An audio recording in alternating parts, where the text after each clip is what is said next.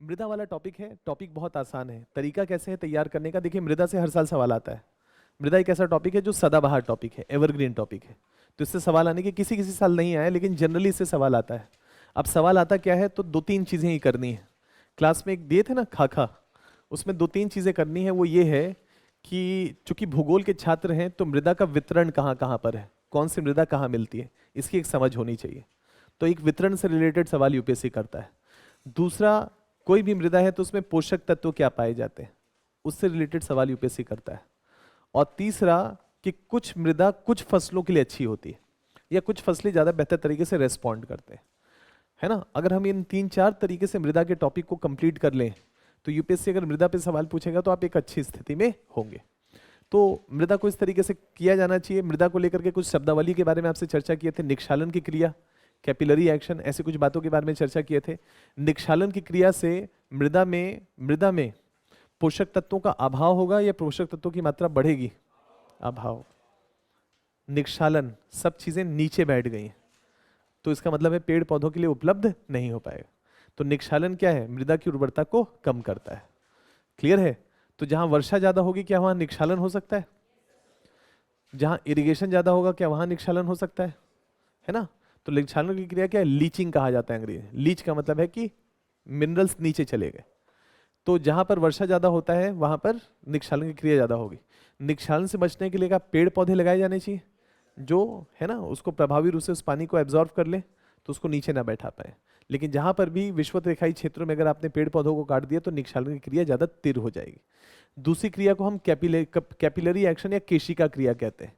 केशिका क्रिया में नीचे के मिनरल्स को ऊपर एकत्रित कर दिया जाता है और पानी घोल करके ऐसा करता है कि पानी नीचे गया, गर्मी पड़ी और पानी जलवाष्प के रूप में ऊपर आने लगा। और जलवाष्प के रूप में जब ऊपर आ रहा है तो मृदा के अंदर तो पानी ही होगा, पानी होगा तो जो भी चीज़ों को घोल करके नीचे ले गया होगा घोल करके ऊपर ले आएगा। और पानी सबसे ज़्यादा घोलता है नमक को, तो नमक को ऊपर घोलेगा तो क्या केशिका क्रिया से क्या लवण या नमक ऊपर वाले मृदा के लेयर पे आ जाएंगे, आ जाएंगे। इससे मृदा उपजाऊ बन जाती है, उसर हो जाती है, उसकी उर्वरता कम हो जाती है। क्लियर है। मतलब इस सब चीज़ों को ध्यान में रखिएगा। तो दोनों ही क्रियाएं जो हैं वो मृदा के अति अगर हो जाए, निक्षालन की क्रिया या केशिका क्रिया, तो मृदा के लिए एक संकट की स्थिति उत्पन्न करेंगी। तो मृदा निर्माण एक बहुत धीमी प्रोसेस है। स्लोली धीरे धीरे करके चट्टाने टूटते हैं, टूटने के बाद वो मृदा का निर्माण करते हैं। इसमें दो प्रक्रियाएं अगर अत्यंत तेज गति से हो तो मृदा के लिए एक संकट की स्थिति उत्पन्न करती है। तो यहाँ पर मृदा के पॉइंट ऑफ व्यू से ये देखिएगा कि क्या मृदा के निर्माण के संदर्भ में मूल पदार्थ की भूमिका होती है, स्थलाकृति या ढाल की भूमिका होती है। अगर ढाल तेज होगा तो मृदा नहीं बन पाएगा, ढाल मंद होगा तो मृदा के निर्माण की क्रिया ज्यादा प्रभावी होगी नहीं। अगर ढाल तेज होगा तो मृदा सब बह जाएगा ना, अपर्दन हो जाएगा तो मृदा का निर्माण नहीं हो पाएगा। तो स्थलाकृति उच्चावच एक रोल प्ले करेगा। क्या जलवायु की भूमिका होगी, जरूरत से ज्यादा वर्षा हुई तो निक्षालन, अब जरूरत से ज्यादा सूखा पड़ा मतलब गर्माहट हुई तो केशिका क्रिया। ये दोनों ही क्रियाएं मृदा के निर्माण में प्रभावी भूमिका नहीं निभा पाएंगे, है ना। क्या जैविक गतिविधियां मृदा के निर्माण में एक रोल प्ले कर सकती है? ह्यूमस का फॉर्मेशन, ह्यूमस है ना, यानी कि उसमें जो उर्वरता जैविक पदार्थ ऐड करना है वो मृदा को उर्वर बनाता है, तो इसकी भी एक भूमिका होगी। जिस मृदा में जैविक पदार्थों की मात्रा ज्यादा होगी वो मृदा ज्यादा उर्वर होगी। तो इसका मतलब है कि उर्वरता को बढ़ाने के लिए क्या ह्यूमस इंपॉर्टेंट है, और ह्यूमस की मात्रा अपेक्षाकृत टैगा वनों में ज्यादा होता है घास के मैदानों की तुलना में। टैगा वनों में ज्यादा होगा, टैगा वनों में ठंड ज्यादा पड़ेगा, और ठंड ज्यादा पड़ेगा तो ह्यूमस फॉर्मेशन हो पाएगा जल्दी, कोई भी चीजें जल्दी से खराब नहीं होगी, नहीं होंगी तो अपेक्षाकृत उसकी कमी होगी। तो ह्यूमस की मात्रा है ना टैगा वनों में ज्यादा होता है, ऐसा स्टेटमेंट होगा तो गलत होगा। विषुवत रेखाई वनों में इसकी मात्रा ज्यादा होगी तो स्टेटमेंट ठीक होगा, क्योंकि तापमान भी चाहिए और आर्द्रता भी चाहिए जो जल्दी से डिकम्पोज करे। मतलब बहुत सारे क्या होंगे, छोटे छोटे कीड़े मकोड़े होंगे जो लगातार क्या करेंगे, उस पेड़ पत्तों को खाएंगे। अपरत खाद्य श्रृंखला मालूम है ना, अपरत का मतलब क्या है, डेट्रिटस, जो डेड मैटर है उसको खाने वाली जो श्रृंखला शुरू होती है उसको अपरत खाद्य श्रृंखला कहते हैं। तो इसका मतलब है कि खूब सारे पत्ते गिरेंगे तो ये डेड मैटर है, और इसको खाने वाले केचुए हैं, छोटे छोटे कीड़े मकोड़े हैं, ये लगातार इसको खाएंगे, एक्सक्रीट करेंगे, ह्यूमस का फॉर्मेशन तेज गति से होगा। क्लियर है? तो ह्यूमस जैविक गतिविधियों से जुड़ा हुआ है, और जैविक गतिविधियां क्या तापमान से जुड़ी हुई हैं, क्या आर्द्रता से जुड़ी हुई हैं? क्या मरुस्थलीय क्षेत्रों में ह्यूमस फॉर्मेशन ज्यादा होगा? नहीं होगा। क्यों नहीं होगा? क्योंकि आर्द्रता की कमी। केवल तापमान से काम नहीं चलेगा, तापमान प्लस आर्द्रता। तो विषुवत रेखाई क्षेत्रों में ह्यूमस की मात्रा अपेक्षाकृत ज्यादा होगी, और ठंडे क्षेत्रों में फिर कम हो जाएगी, क्योंकि ठंड डिकम्पोज नहीं होने देगा, खराब नहीं होने देगा, तो ह्यूमस की मात्रा कम हो जाएगी अपेक्षाकृत। ठीक है। अब मृदा को के पॉइंट ऑफ व्यू से देखा जाए तो मृदा में कुछ लेयर्स होंगे, ओ ई ए सी ऐसे करके लेयर, पढ़ लीजिएगा इसको। सबसे ऊपर वाला लेयर जिसमें ह्यूमस होगा, कार्बोनिक होगा, उसको ओ लेयर। उसके नीचे मृदा का जो लेयर होगा ऊपर वाला, जो उसमें खनिज के भंडार होंगे। मृदा टूटा है ना, टूट करके छोटे छोटे, तो उसमें आयरन होगा, लोहा होगा, मैग्नीशियम होगा, नाइट्रोजन होगा, अलग अलग चीजें होंगी, है ना, ऊपर से नीचे तक। यहां पर थोड़ा सा देख लेते हैं। विकसित मृदा जिसमें सारे लेयर्स होंगे ए बी सी डी करके ओ तक, उसको हम कहेंगे जोनल सॉइल। ठीक है। मंडलीय मृदा पूर्णतः विकसित है, नीचे से लेकर के ऊपर तक के जो भी लेयर्स हैं वो सब है, ह्यूमस भी है, मृदा भी है, मूल चट्टानी पदार्थ भी है, उसके नीचे की चट्टान, वो सब पूरा विकसित अवस्था में, इसको हम क्या कहेंगे, जोनल सॉइल। इंटरजोनल का मतलब है कि पूरी तरह से विकसित तो है लेकिन इसमें कुछ कुछ कमी हो सकता है, लवण की मात्रा बढ़ जाए, कैल्शियम की मात्रा बढ़ जाए, तो हम क्या कहेंगे, इंट्राजोनल। और ओएजोनल का मतलब है कि मृदा विकसित अवस्था में नहीं है, अपरिपक्व है, या तो खराब स्थिति में, या तो अपर्दन हो गया है, या संकट की स्थिति है, कुल मिलाकर के मृदा का ह्रास हो गया, यह मृदा का निर्माण नहीं हुआ है। इसको हमने क्या कहा, एजोनल। तो जोनल, इंट्राजोनल और एजोनल। तो जोनल का मतलब है विकसित, और अगर विकसित की बात करें तो भारत में विभिन्न मृदा का वर्गीकरण करना पड़ेगा। तो भारत में जो मृदा का वर्गीकरण है उसमें एक इंपॉर्टेंट क्या है, जलोढ़ मृदा। भारत के सबसे बड़े हिस्से में जो मृदा फैला हुआ है उसका नाम है जलोढ़ मृदा। और जलोढ़ मृदा का मतलब सेम वही हो गया, भाबर का क्षेत्र, तराई का क्षेत्र, खादर का क्षेत्र और बांगर का क्षेत्र। तो इसी में नवीन जलोढ़ मैदान, पुराना जलोढ़ मैदान, ये मृदा जो बनेगा वो कैसा होगा, नवीन जलोढ़ का बनेगा या तो पुराना। और जो नवीन जलोढ़ का होगा, क्या हर साल उसमें न्यूट्रिशन ऐड होता रहेगा तो उसकी उर्वरता बनी रहेगी, और जो पुराना होगा उसकी उर्वरता अपेक्षाकृत कम होगी। तो अब मेरा स्टेटमेंट आपके सामने है कि जो नवीन जलोढ़ मृदा है जिसका नाम है खादर, और जो पुरानी जलोढ़ मृदा है जिसका नाम है बांगर, खादर में अपेक्षाकृत ह्यूमस की मात्रा ज्यादा होती है बांगर की तुलना में।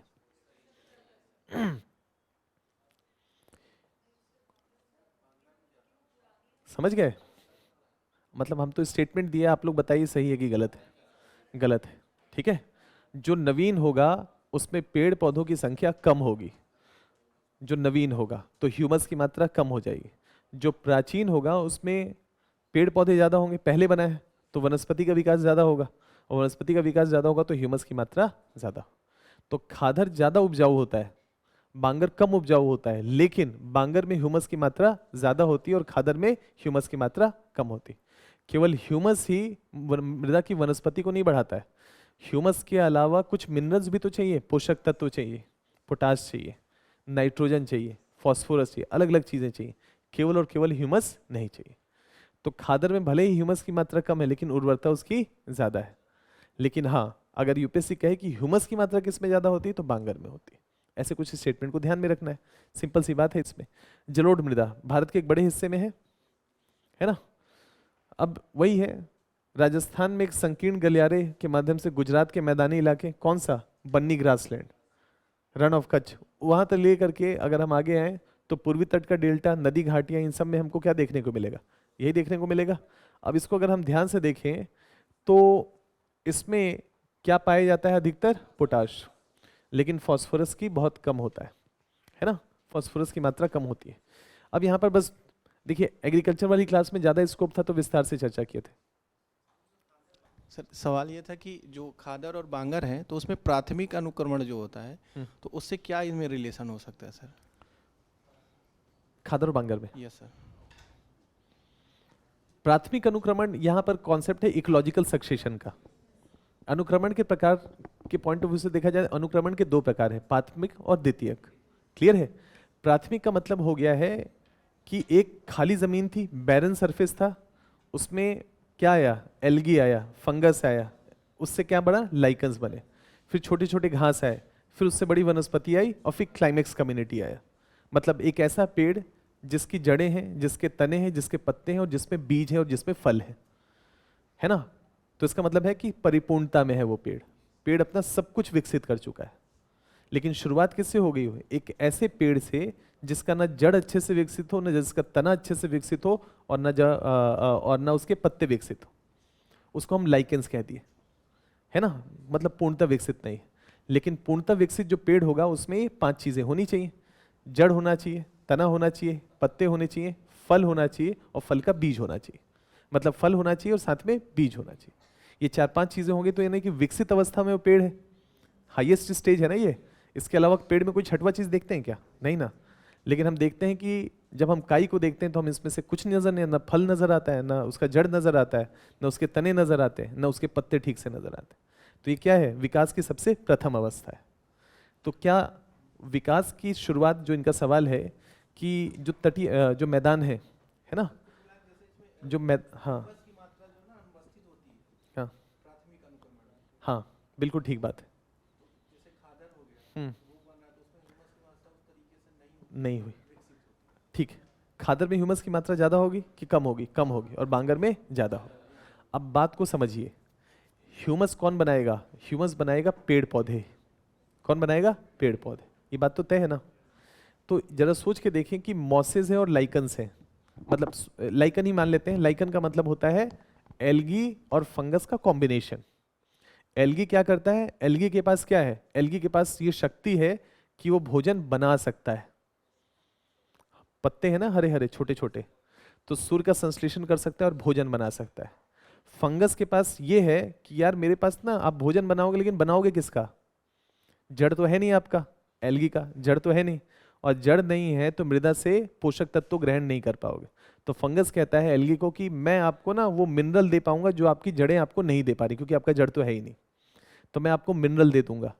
आप अपना जो हरा हरा आपका काई है उसमें सूर्य की रोशनी का संश्लेषण करना, भोजन बनाना, खुद भी खाना और मुझे भी दे देना, क्योंकि मुझे भोजन बनाना नहीं आता है। फंगस के पास भोजन है, मतलब मटेरियल है, लेकिन भोजन नहीं बना सकता क्योंकि संश्लेषण की क्रिया आती नहीं है उसको। एल्गी को भोजन बनाना आता है लेकिन भोजन नहीं है उसके पास, तो दोनों मिल गए तो स्थिति क्या बन गई? लाइकन। सहमत है? अब ये बताइए, खादर और बांगर में पुराना कौन है? बांगर। तो शुरुआत जीवन में अगर मान लेते हैं कि अगर शुरुआत हुई होगी अगर कहीं पर, तो क्या मॉसेस लाइकन, लाइकन से वनस्पति का विकास हाईएस्ट फॉर्म तक पहुंचने के लिए ज्यादा समय चाहिए? ज्यादा समय चाहिए, तो बांगर में उपस्थित होगा या खादर में होगा? क्लियर हो गया? बढ़िया, आगे कहाँ थे? ये वाले इस पे थे। पोटाश की मात्रा अधिक होती है लेकिन फास्फोरस की कमी होती है। अब ये बताइए कि नाइट्रोजन की भूमिका क्या है, फास्फोरस की भूमिका क्या है और पोटाश क्या करता है? बताए थे, है ना। तीन चीजें हैं, एक है जड़, एक है तना और एक है पत्तों का हरा रहना। अगर पत्ते हरे नहीं रहेंगे तो भोजन नहीं बनेगा। तो भोजन बनने के लिए पत्तों का स्वस्थ रहना जरूरी है और स्वस्थ रहने के लिए हरा रहना जरूरी है। तो कुछ तो उनको मिनरल चाहिए होगा हरा बनने के लिए। अगर जड़ें विकसित ना हो पाए तो क्या नीचे से मिनरल ग्रहण करेंगी? तो पत्ता बड़ा हो भी जाए तो भोजन किसका बनाएगा? भोजन तो जड़ों से ही आएगा ना। तो अगर जड़ों का विकास बेहतर हुआ तो क्या भोजन की सप्लाई अच्छी होगी? लेकिन भोजन की सप्लाई के लिए क्या पाइप ठीक से होना चाहिए? अगर वो पाइप कमजोर हुआ तो क्या भोजन पहुंच पाएगा जड़ों से पत्तों तक? तो जड़ों से पत्तों तक भोजन नहीं, मतलब क्या रॉ मटेरियल पहुंच पाएगा, कच्चा माल? ऐसा समझ लीजिए कि जड़ों से पत्तों तक पहुंचने के लिए कच्चा माल पहुंचना जरूरी है और उसके लिए तनों का मजबूत होना जरूरी है ताकि वो प्रक्रिया हो पाए। जाइलम और फॉलम का कॉन्सेप्ट है वो ऊपर जा पाए। और उसके बाद पेड़ों पे जब भोजन बनेगा तो क्या वो पेड़ के हर अंग तक पहुंचना चाहिए? तो उसके लिए शाखाओं का मजबूत होना जरूरी है कि नहीं?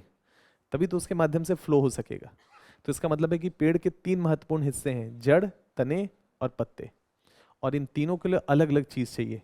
एक को चाहिए नाइट्रोजन, एक को चाहिए फास्फोरस और एक को चाहिए पोटाश। इसलिए तीन सबसे महत्वपूर्ण चीज हैं फर्टिलाइजर के पॉइंट ऑफ व्यू से, जो सबसे ज्यादा पेड़ पौधे अवशोषित करते हैं, नाइट्रोजन, फास्फोरस और पोटाश। किसी भी मृदा में अगर तीन चीजें बैलेंस अवस्था में हो, दे दनादन दन, ऐसा समझ लीजिए पेड़ पौधों का विकास कितना तेज गति से होगा, शानदार। नहीं कि चारों तरफ पेड़ पौधे ही पेड़ पौधे होंगे, मतलब विकास अपेक्षाकृत तेज गति से, और कमी हुई तो संकट की स्थिति होगी। तो ये तीन चीजों का सपोर्ट किया जाता है। यहाँ पर किसकी मात्रा ज्यादा है? पोटाश की। लेकिन किसकी मात्रा कम है? फास्फोरस की। बहुत कम होता है। जलोढ़ मृदा में गहन कृषि की जाती है। अब यहाँ पर ये बात नहीं लिखा कि इसमें नाइट्रोजन की मात्रा ज्यादा होती है कि कम होती है। नाइट्रोजन की मात्रा भी कम होती है, ठीक है। इसलिए पूरे उत्तर भारत के मैदान में जहां से हम लोग आते हैं, आप लोग आते हैं, उसमें यूरिया लार्ज मात्रा में इस्तेमाल, मतलब नाइट्रोजन का सोर्स क्या है? यूरिया है, ठीक है। तो कुल मिलाकर के पॉइंट देखिएगा, चर्चा तो किए थे ना इस सब के बारे में, क्लास में बताए थे ना, फास्फोरस की भूमिका, पोटाश की भूमिका और ये सब चीजें। तो थोड़ा सा इस पे यूपीएससी सवाल पूछेगा। मतलब एक पैटर्न ये है, इसी पैटर्न में सबको जांचिए कि किसकी मात्रा ज्यादा है, बस तीन चीजों को, नाइट्रोजन, फास्फोरस और पोटाश, ठीक है। अब जलोढ़ में ह्यूमस होता है। अभी तो बांगर और खांदर तो डिटेलिंग पे चले गए ना, वो डिटेल में बताने लगे कि दोनों में कहाँ ज्यादा होगा और कहाँ कम होगा। लेकिन क्या उत्तर भारत के मैदान पे वनस्पति का विकास बेहतर होगा कि वर्षा ठीक होती है? और वर्षा ठीक होगी तो ह्यूमस की मात्रा अपेक्षाकृत ज्यादा होगी। क्लियर है? अब अगर हम जला देते हैं पूरी तरह से उसको, पराली को, तब इसका मतलब है कि जो एक महत्वपूर्ण खाद था उसकी मात्रा में हमने क्या किया? कमी ला दी, ठीक है। तो क्या सोच के देखें कि प्रकृति ने, नेचर ने जो खाद हमको दिया वो एक बायोलॉजिकल प्रोडक्ट है, और बायोलॉजिकल प्रोडक्ट को आप एक दिन में नहीं बना सकते, उसके बनने की एक लंबी क्रिया है। लेकिन जब हम उसको बर्न करते हैं, जलाते हैं, तो उसके साथ साथ बहुत सारे जीवाणु जो कि उस ह्यूमस को बनाने में महत्वपूर्ण होते हैं, उन सब को हम एक साथ जला देते हैं। तो आपकी निर्भरता केमिकल फर्टिलाइजर पे दिन प्रतिदिन बढ़ती चली जाती। क्लियर है? तो उसको बचाया जाना ज्यादा जरूरी। तो यहाँ पर एक पैटर्न जो है जिसपे आप पढ़िएगा इसको, वो ये है कि जो जो ये मृदा है उसमें किसकी मात्रा ज्यादा है और किसकी मात्रा अपेक्षाकृत कम है, एक ये चीज। दूसरा, भूगोल के पॉइंट ऑफ व्यू से वितरण के बारे में चर्चा करते हैं ताकि आप समझ पाए। गंगा का मैदान है, गंगा का मैदान है, गंगा का जो नदी का घाटी है उसके उत्तर और दक्षिण की तरफ बढ़े, गंगा की जो मैदान है उसके उत्तर और दक्षिण की तरफ बढ़े, तो खादर का मैदान, मतलब खादर के मैदान की तरफ बढ़ेंगे या भाबर के मैदान की तरफ बढ़ेंगे? नदी की घाटी से उत्तर की तरफ बढ़े, गंगा के मैदान के उत्तर और दक्षिण की तरफ, तो खादर का क्षेत्र आएगा, सॉरी भाबर बोल रहे हैं, खादर का क्षेत्र आएगा या बांगर का क्षेत्र आएगा? बांगर का। सिंपल है। तो चाहे आप दक्षिण की तरफ आए चाहे उत्तर की तरफ, नदी घाटी से दूर जाएंगे तो ज्यादा संभावना क्या होगी? बांगर की। और नदी के घाटी के पास आएंगे तो खादर की। क्लियर है? अब जलोढ़ मृदा का तो एक कॉन्सेप्ट हो गया। जलोढ़ मृदा के अलावा और कौन कौन सी मृदा पाई जाती है? तो इसमें से एक है काली मिट्टी। पहले पैटर्न समझ लेते हैं। एक है काली मिट्टी, दूसरे का नाम है लाल मिट्टी, और तीसरे का नाम है लेटराइट। इन तीनों को एक साथ सीक्वेंस में देख लेते हैं ताकि दिक्कत ना हो। काली मिट्टी, दूसरा लाल मिट्टी, और तीसरा लेटराइट। हो जाए, है ना? तीनों को सीक्वेंस में देख लेते तो समझ में आ जाएगा। काली मिट्टी में क्या लोहे की मात्रा होगी? काली मिट्टी में लोहे की मात्रा होनी चाहिए, नहीं होनी चाहिए, तभी उसका रंग काला है ना, गहरे रंग का है क्योंकि लोहे की मात्रा अपेक्षाकृत ज्यादा है। अब ये बताइए कि लोहे में अगर पानी ऐड कर दिया जाए तो क्या जंग लग जाएगा, तो क्या उसका रंग लाल हो जाएगा? तो लाल मृदा काली मिट्टी की तुलना में कम वर्षा वाले क्षेत्रों में होना चाहिए। लाल मृदा काली मिट्टी की तुलना में कम वर्षा वाले क्षेत्रों में होना चाहिए कि ज्यादा वर्षा, ऐसा पैटर्न आपसे पूछेगा।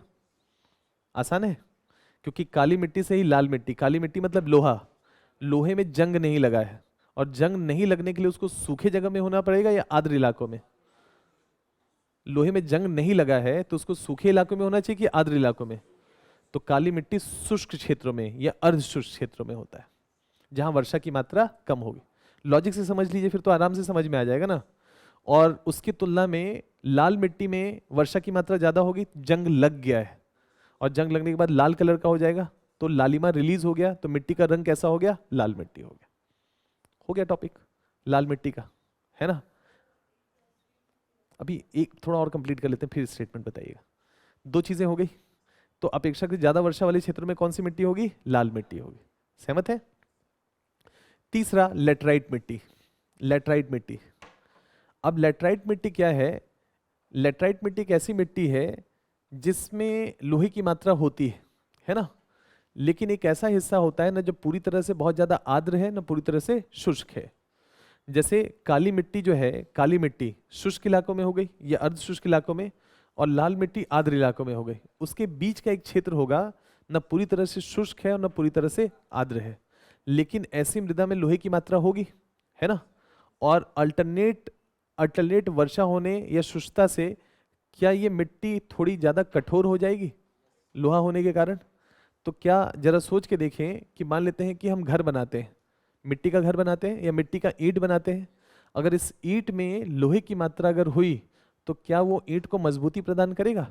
या धात्विक खनिज अगर हुए तो क्या वो लोहे को ईंट को ज्यादा मजबूत बनाएगा?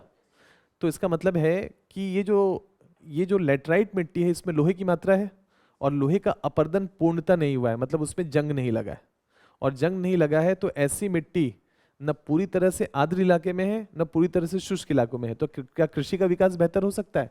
नहीं हो सकता है। तो क्या ऐसी मिट्टी का इस्तेमाल ईंट बनाने के लिए किया जा सकता है? तो लेटराइट मिट्टी में बहुत ज्यादा कृषि नहीं कर पाते हैं, लेकिन क्या इसका इस्तेमाल है ना ईंट बनाने के लिए किया जा सकता है? तो वो लेटराइट है। क्लियर हो गया? क्या ये पूर्णतः मतलब क्या इसमें लोहा जंग लग गया है पूर्णतः? तो स्टेटमेंट होगा नहीं। लेकिन काली मिट्टी की तुलना में लग गया है तो स्टेटमेंट होगा सही। और लाल मिट्टी में अपेक्षाकृत लोहा जो है जंग लग गया है अपेक्षाकृत, तो उसका कलर हो गया रेड। जी बताएं अब कौन सा? काली मिट्टी की तुलना में?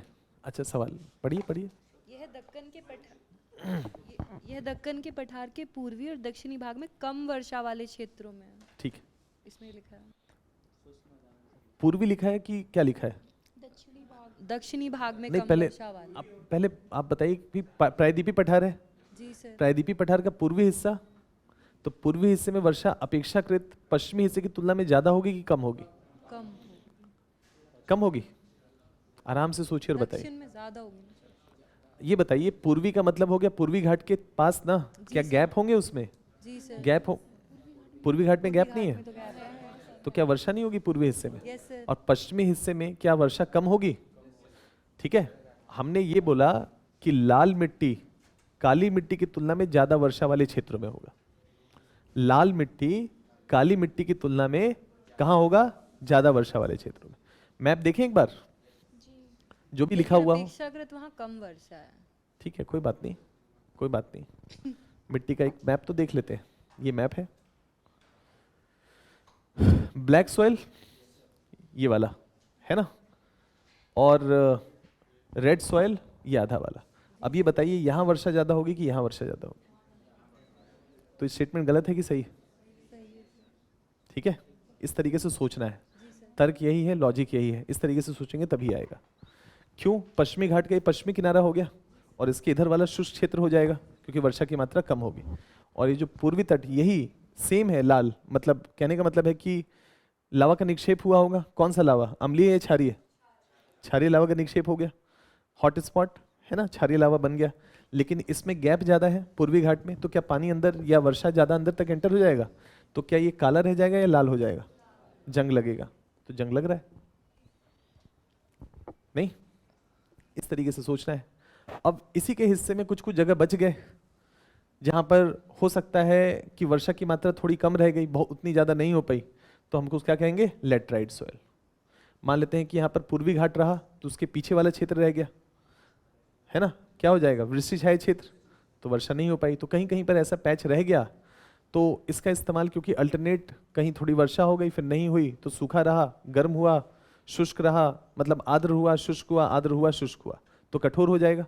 और कठोर हो जाएगा तो चूंकि इसमें लोहे की भी मात्रा होगी तो हम इसका इस्तेमाल ईंट बनाने के लिए कर सकते हैं। तो लेटराइट सॉइल का बहुत ज़्यादा इस्तेमाल नहीं है कि कृषि के पॉइंट ऑफ व्यू से विकास है, लेकिन रेड सॉइल का ज़रूरत है। रेड सॉइल में क्या लोहे में जंग लग गया है? और लोहे में जंग लग गया है तो अब उसको पेड़ पौधे बेहतर तरीके से ग्रहण कर लेंगे। अब ध्यान से देखिए, हमने कर्नाटका का पठार किया था, कर्नाटका में पश्चिमी घाट, और कर्नाटका के दक्षिणी हिस्से में पश्चिमी घाट का विस्तार ज़्यादा है, और ज़्यादा विस्तार होगा तो वर्षा ज़्यादा होगी, और वर्षा ज़्यादा होगी तो यहाँ काला मिट्टी होगा कि रेड सॉइल होगा? याद आ रहा है? रेड सॉइल होगा। यहाँ पर क्या होगा?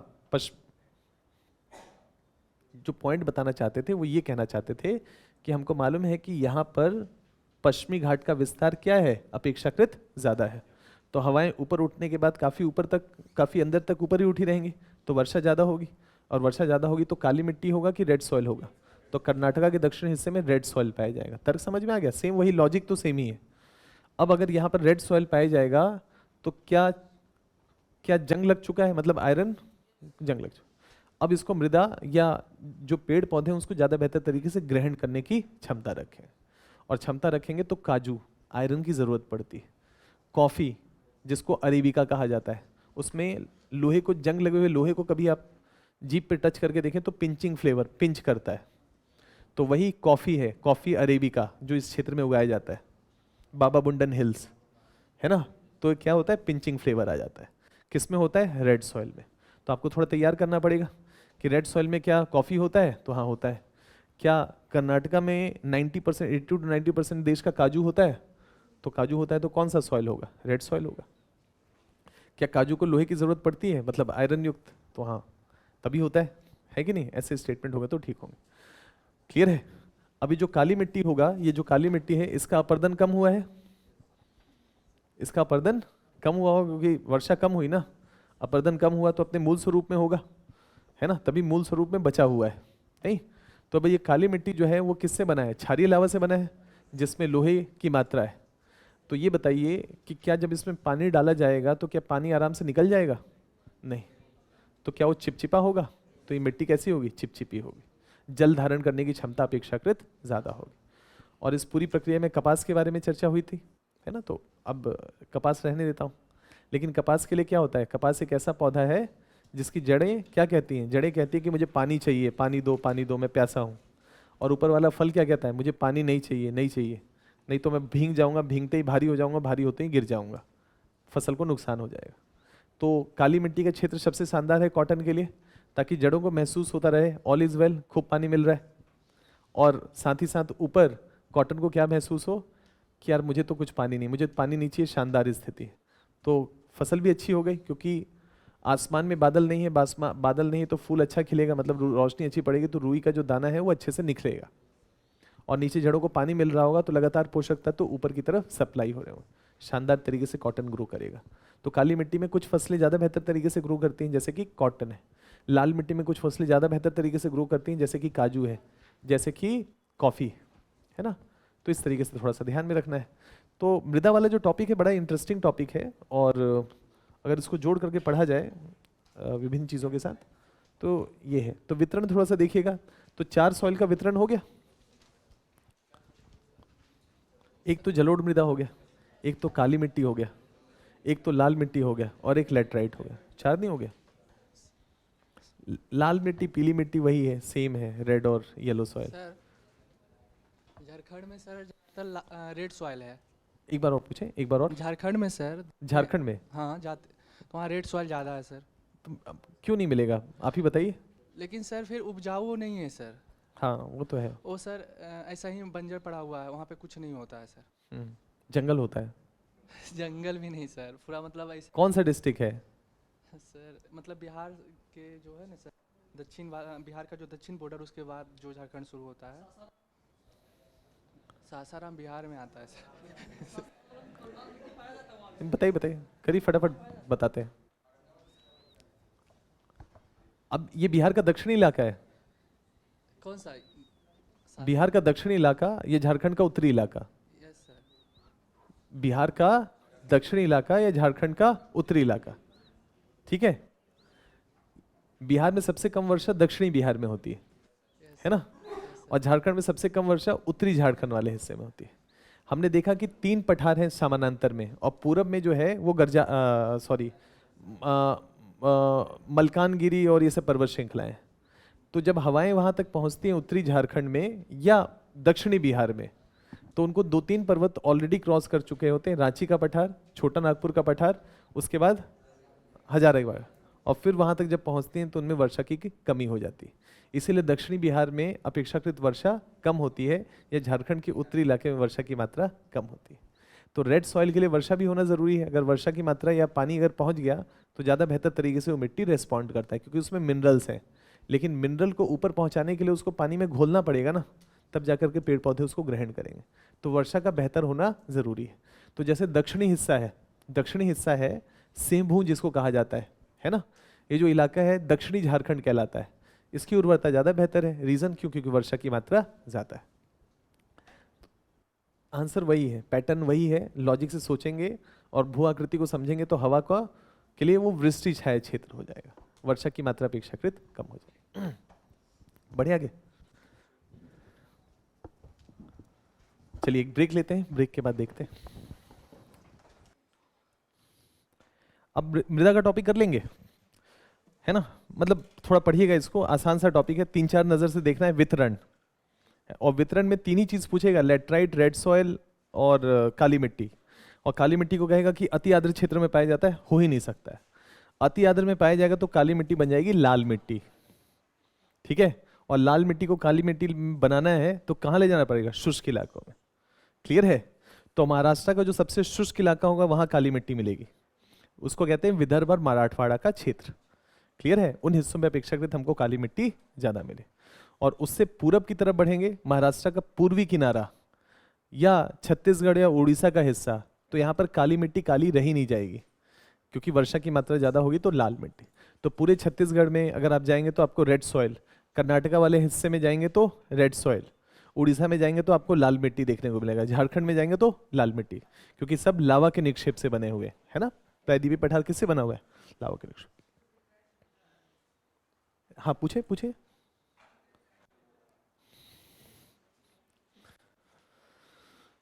जल्दी जाइएगा थोड़ा। हाँ सर, जो लेटराइट मृदा है उसमें उच्च निक्षालन होता है, अ, तीव्र निक्षालन। लाल मिट्टी है, लेटराइट मिट्टी? लेटराइट लेटराइट है, ठीक है। हाँ उसमें तीव्र निक्षालन होता है। निक्षालन होगा। हाँ, तीव्र होगा तो उसमें हैवी रेनफॉल होगा, तभी तो तीव्र निक्षालन हो सकता है। तो अगर रेनफॉल की ठीक है, रेनफॉल तो वहाँ ज़्यादा होना चाहिए। चलिए इनका सवाल है कि जो लेटराइट मिट्टी है ना, लेटराइट मिट्टी निक्षालन है। निक्षालन मतलब जमाव से बना है, तो ऐसी स्थिति में जमाव तो नदियां करेंगी, है कि नहीं। अब ये बताइए कि मान लेते हैं, सपोज करिए कि प्रायद्वीपीय पठार का एक हिस्सा है, काली मिट्टी मिल रही है, लाल मिट्टी मिल रहा है, और कहीं कटोरी जैसी आकृति है, कहीं पर डिप्रेशन बन गया प्रायद्वीपीय पठार में, तो क्या वहां पर काली मिट्टी का निक्षेपण ज्यादा हो सकता है? हो सकता है। तो क्या एक मोटी परत बन सकती है? अब उसी मोटी परत को आप निकालते रहेंगे और ईंट बनाते रहेंगे, क्या बनेगा? लेटराइट मिट्टी। तो इनका सवाल ये है कि जो निक्षालन हुआ है, मतलब निक्षेपण हुआ है, ये जो निक्षेपण हुआ है ये पानी के द्वारा हुआ है, तो इसको तो बनना चाहिए था लाल मिट्टी। पॉइंट ये है कि क्या निक्षेपण केवल पानी के द्वारा हो सकता है या पवनों के द्वारा भी हो सकता है? पवनों के द्वारा भी हो सकता है। समझ पा रहे हैं? तो ऐसी स्थिति में अगर ये क्षेत्र है अर्धशुष्क इलाकों में है, तो केवल नदी ही निक्षेपण नहीं करेगी, पवनों के द्वारा भी हो सकता है। और अगर ऐसी जगह पे हो जाए जहां वर्षा की मात्रा अपेक्षाकृत थोड़ी कम है, तो वहीं बनेगा लेटराइट मिट्टी। मतलब कहने का मतलब है कि थोड़ी वर्षा हो जाए तो गर्म हो जाए, फिर शुष्क हो जाए तो ठंडा हो जाए, मतलब सॉरी शुष्क हो जाए तो गर्म हो जाए, और वर्षा हो जाए तो थोड़ा सा मुलायम हो जाए। तो कुछ समय के लिए हार्ड रहेगा, सॉफ्ट रहेगा, हार्ड रहेगा, सॉफ्ट रहेगा, कुछ समय के बाद कठोर होता चला जाएगा। उस जगह बनता है लेटराइट मिट्टी। तो लेटराइट मिट्टी का निर्माण के निक्षालन, ये तो स्टेटमेंट ठीक है, लेकिन केवल नदी के द्वारा होगा तो स्टेटमेंट गलत हो जाता, नहीं तो बन जाना था लाल मिट्टी। ठीक है, बढ़िया आगे।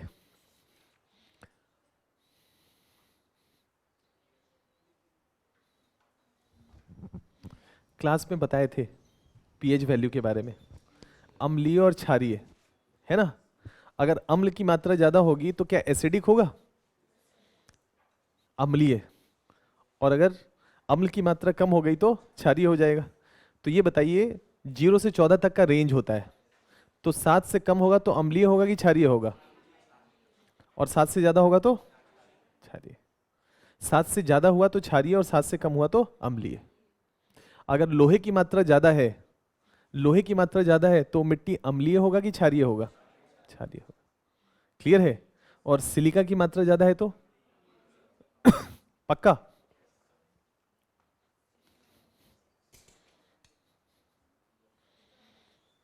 ठीक है ना, समझ गए। तो सवाल पूछे। जलोढ़ मृदा मुख्यतः क्षारीय मृदा होता है, जलोढ़ मृदा मुख्यतः क्षारीय मृदा होता है, पहला स्टेटमेंट।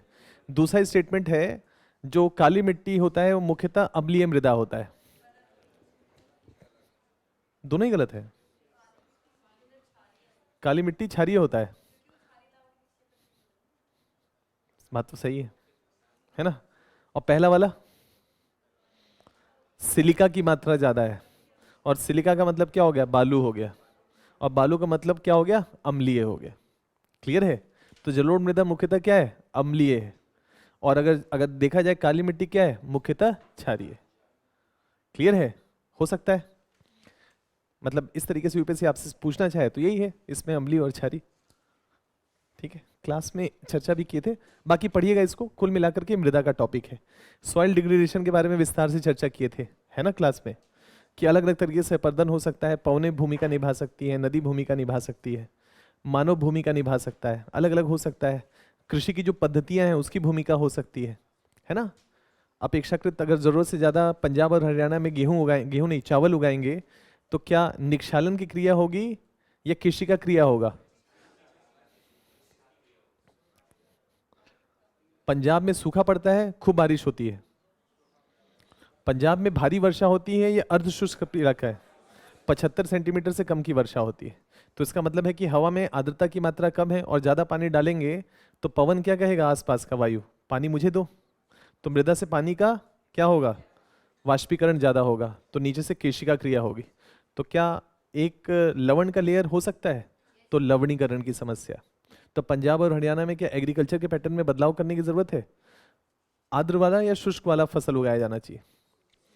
श्री अन्न बेहतर रहेगा, ज्वार बाजरा रागी मोटे अनाज, है ना, इसकी खेती की जाए तो पानी की मात्रा कम, और पानी की मात्रा अगर कम इस्तेमाल होगा तो केशिका क्रिया से वो पानी ऊपर कम आएगा, कम आएगा तो अपने साथ लवण कम लाएगा, और लवण अगर आ गया तो मृदा का जो मृदा की उर्वरता है वो समय के साथ साथ कम होती चली है, ऊसर बनता चला जाएगा। क्यों, क्योंकि अधिकतर प्लांट सॉल्ट टॉलरेंट नहीं होते। मतलब प्रॉब्लम सॉइल का नहीं है, प्रॉब्लम है कि अधिकतर जो फसल है वो खारे पानी में, या आप कह सकते हैं कि जिसमें लवण की मात्रा ज़्यादा है, ऐसे मृदा में सर्वाइव नहीं कर पाते तो ग्रो नहीं कर पाते तो उत्पादकता या उर्वरता अपेक्षाकृत कम हो जाती है। तो इसको पढ़िएगा, ये कुल मिलाकर के मृदा के बारे में चर्चा है। ठीक है, मृदा एक ऐसा टॉपिक है जिसमें हर साल सवाल आता है।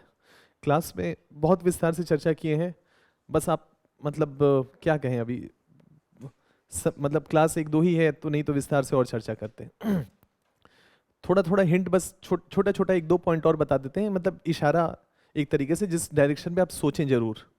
पोषक तत्व 2 प्रकार के होते हैं, मैक्रोन्यूट्रिएंट और माइक्रोन्यूट्रिएंट। हमेशा ध्यान में रखिए कैसे, मेजर पोषक तत्व और दूसरा होता है माइक्रोन्यूट्रिएंट। हमको जरूर नाइट्रोजन फास्फोरस और पोटाश की मात्रा की सर्वाधिक जरूरत है, लेकिन उनको ऊपर तक पहुंचाने के लिए कुछ माइक्रोन्यूट्रिएंट की जरूरत पड़ती है।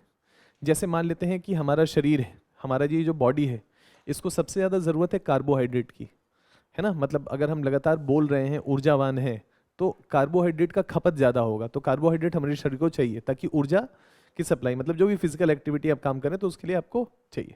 हमारे शरीर का जो ग्रोथ है उसके लिए हमको प्रोटीन चाहिए, तो हम प्रोटीन लार्ज मात्रा में लेते हैं। तो प्रोटीन और कार्बोहाइड्रेट हमारे शरीर का या हमारे जीवन का अभिन्न हिस्सा है, इसलिए हम सुबह शाम जो खाते हैं उसमें इन सब चीज़ों की मात्रा अपेक्षाकृत ज़्यादा होती।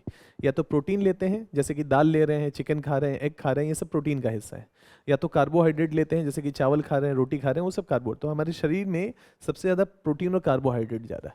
लेकिन हमारे शरीर को बेहतर फंक्शन करना है तो हमको विटामिन डी की भी ज़रूरत है, जो प्रोसेसिंग कर सके सारी चीज़ों का, संश्लेषण कर सके। हमको मैग्नीशियम की भी ज़रूरत है, क्योंकि अगर दिमाग ठीक नहीं रहेगा तो बोलेंगे क्या, तो मैग्नीशियम की भी ज़रूरत हमको है। हमको पोटेशियम की भी ज़रूरत है, क्योंकि दिल की धड़कन का बेहतर रहना ज़रूरी है ना, हार्ट बीट बेहतर तरीके से फंक्शन करना चाहिए, तो पोटेशियम भी चाहिए। तो हमको कुछ मेजर न्यूट्रिएंट चाहिए और हमको माइक्रो न्यूट्रिएंट भी चाहिए। सेम चीज़ प्लांट्स के साथ भी है ना, कि उनको मेजर न्यूट्रिएंट भी चाहिए और उनको माइक्रो न्यूट्रिएंट। करना क्या है, आपको थोड़ा सा ये पढ़ना है कि मेजर न्यूट्रिएंट क्यों चाहिए और माइक्रो न्यूट्रिएंट क्यों चाहिए, मतलब उनकी भूमिका क्या होती है। ये था कुल मिलाकर के सॉइल का टॉपिक।